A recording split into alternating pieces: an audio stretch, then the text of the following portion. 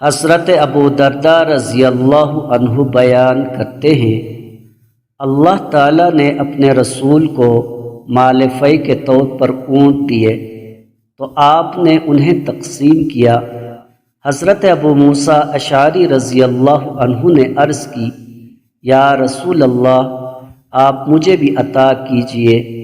نبی اکرم صلی اللہ علیہ وآلہ وسلم نے فرمایا، جی نہیں۔ انہوں نے 3 مرتبہ آپ کی خدمت میں گزارش کی تو نبی اکرم صلی اللہ علیہ وآلہ وسلم نے ارشاد فرمایا، اللہ کی قسم میں ایسا نہیں کروں گا۔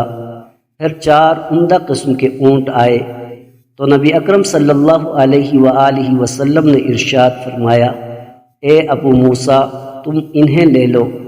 انہوں نے عرض کی، یا رسول اللہ، پہلے میں نے آپ سے سواری کے لیے مانگے تھے تو آپ نے مجھے منع کر دیا تھا اور حلف اٹھا لیا تھا۔ اب مجھے یہ اندیشہ ہے کہ شاید نبی اکرم صلی اللہ علیہ وآلہ وسلم بھول گئے ہیں۔ تو نبی اکرم صلی اللہ علیہ وآلہ وسلم نے ارشاد فرمایا، میں جب حلف اٹھاؤں اور پھر اس کے علاوہ کام کو زیادہ فضیلت والا دیکھوں تو میں اپنی قسم کا کفارہ دے دوں گا اور وہ کام کروں گا جو زیادہ فضیلت والا ہوگا۔ مجموع الزوائد حدیث نمبر 6941۔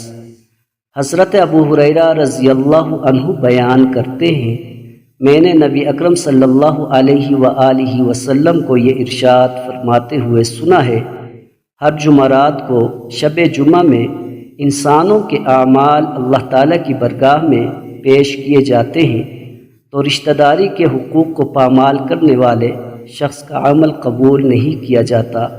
مجموع الزوائد حدیث نمبر 13450۔